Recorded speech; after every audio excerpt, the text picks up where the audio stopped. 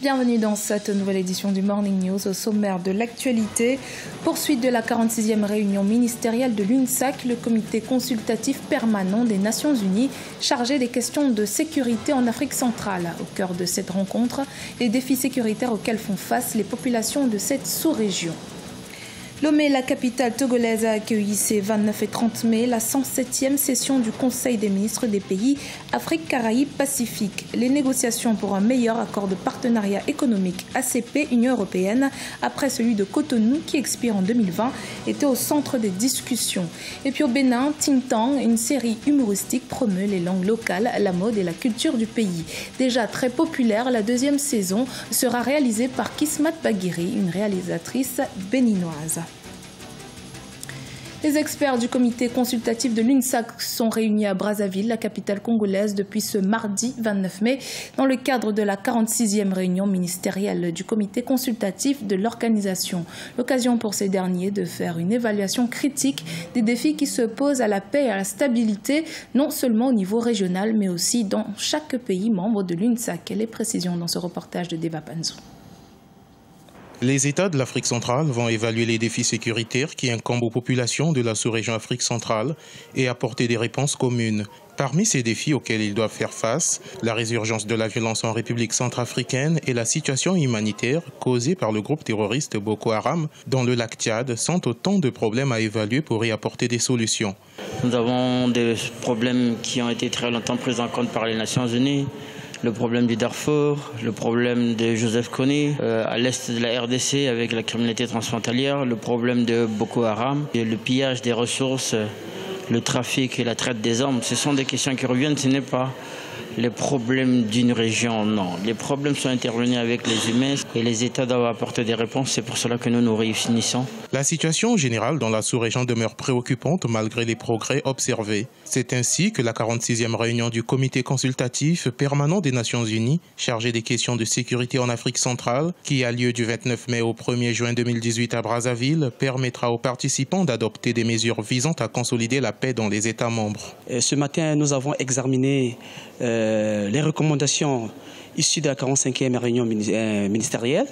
Je crois que nous avons constaté qu'il y a des évolutions positives, et puis dans certains pays bien sûr, dans d'autres par contre, il y a des efforts à déployer.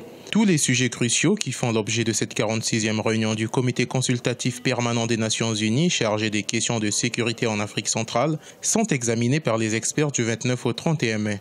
Le segment ministériel qui réunira les ministres des Affaires étrangères ainsi que les représentants des ministres en charge de la sécurité, de l'intérieur ou de la défense se tiendra le 1er juin 2018 et mettra un accent particulier sur la situation équato-guinéenne.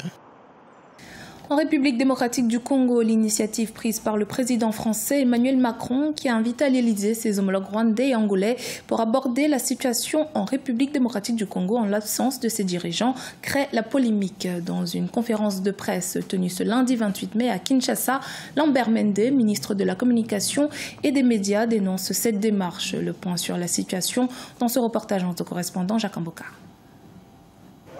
Parler de la République démocratique du Congo en l'absence de ses dirigeants. C'est de cette façon que les autorités congolaises qualifient les discussions menées par le président français qui, en moins de 7 jours, a reçu respectivement à l'Élysée ses homologues du Rwanda, Paul Kagame, et d'Angola, João Lourenço. À Kinshasa, lors d'un point de presse tenu ce lundi 28 mai, Lambert Mende, ministre de la Communication et des Médias, porte-parole du gouvernement, a profité de l'occasion pour exprimer les ras-le-bol de l'exécutif congolais. Nous savons qu'au niveau de la SADC, il y a des résolutions qui ont été prises sur la République démocratique du Congo, auxquelles nous avons contribué, si nous n'en sommes pas les auteurs. Mais au niveau de 3 pays, puisque c'est ça qui a été dit, 3 pays qui parlent de la République démocratique du Congo, sans la République démocratique du Congo, là, il y a un problème. Lors de la rencontre entre les présidents français et angolais ce lundi 28 mai à l'Élysée, le processus électoral en République démocratique du Congo a occupé une bonne partie des discussions entre les deux chefs d'État. Dans les rues de la capitale, les réactions sont diverses. Du côté de l'opposition, cette initiative est très bien accueillie puisqu'il s'agit là d'un moyen de pression sur le président Kabila. Lorsqu'on parle du respect de l'accord de la Saint-Sylvestre, les élections doivent avoir lieu et surtout, le président Kabila ne doit pas se représenter, ce qui est très bien accueilli par l'opposition. Mais du côté de la majorité, on pense que c'est une ingérence dans les affaires politique de la RDC, ce qui n'est pas très bien parce que la RDC, c'est un pays souverain.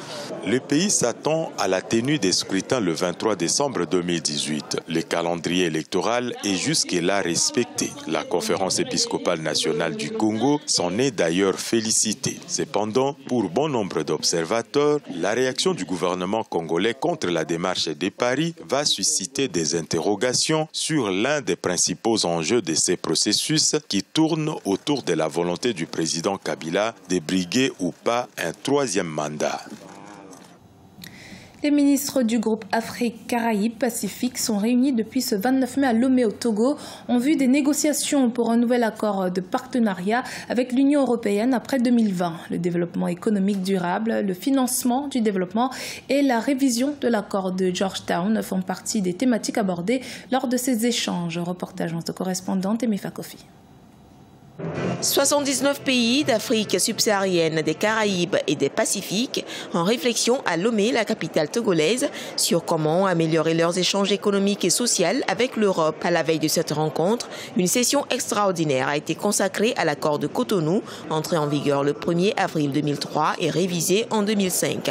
Il a pour objectif central la lutte contre la pauvreté. Et c'est dans ce contexte que les ministres du groupe Afrique, Caraïbes, Pacifique se réunissent du 29 au 30 mai pour baliser la voie dans l'optique d'un nouvel accord de partenariat ACP-UE après 2020. Le partenaire européen a déjà exprimé de façon claire sa vision du futur accord de partenariat. Mais disons-nous la vérité. Et nous, quelle est notre vision? Nous voulons examiner et adopter, et nous l'espérons, un mandat de négociation du groupe ACP. L'accord de Cotonou expire en 2020. Des avancées ont été notées depuis la signature de cet accord, aussi bien sur le plan politique, économique que social, selon la chef de la diplomatie jamaïcaine et présidente du Conseil des ACP, Kamina Johnson-Smith. Cependant, les inégalités demeurent au sein des États signataires. Du côté du groupe ACP, il y a lieu de souligner pour s'en réjouir une croissance économique enregistrée par un certain nombre de pays. L'enjeu, c'est la guerre au manque de développement dans nos pays et la pauvreté absolue, voire objective. Le développement économique durable, le financement du développement, la révision de l'accord de Georgetown sont entre autres questions à aborder. L'accord de partenariat économique avec l'Union européenne profite peu à l'Afrique subsaharienne, selon beaucoup d'observateurs. Pour un meilleur développement économique, ces derniers recommandent le renforcement de la coopération sud-sud. Entre 2012 et 2013, le commerce entre les pays d'Afrique de l'Ouest représentait 9% du total des activités commerciales. Découverte à présent d'une série qu'on ne présente plus au Bénin, intitulée Ting Tang. Cette série humoristique de 26 épisodes traite du quotidien des Béninois. La réalisatrice béninoise Kismat Bagueri a été sollicitée par la société de production Classics Media pour réaliser la 2e saison. Reportage de correspondant Lefti Ounou, commentaire Cheikh Omar Bandaoub. Au Bénin, la scénariste et réalisatrice Kismat Bagueri s'illustre dans le cinéma. Bercée par l'art, la technologie, le cinéma, elle a suivi une formation en cinématographie à l'Institut supérieur des métiers de l'audiovisuel.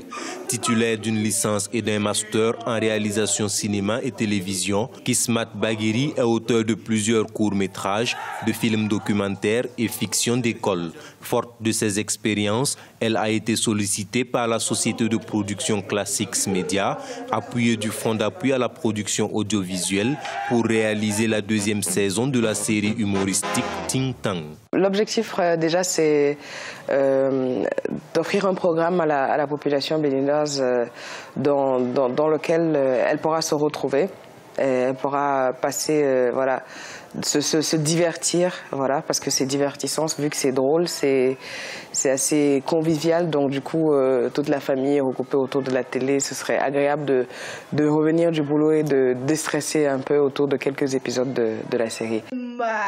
Ting Tang est une série constituée de 26 épisodes de 5 minutes. Elle illustre le quotidien des Béninois à travers l'histoire d'un chef de quartier et ses administrés. Ting Tang a regroupé une dizaine de jeunes comédiens et une vingtaine de techniciens. Elle a 100% de chance avec moi. Là où je vais passer tout le long du trajet, moi je vais passer partout, elle sera avec moi. Elle m'a maîtrisé de A à Z.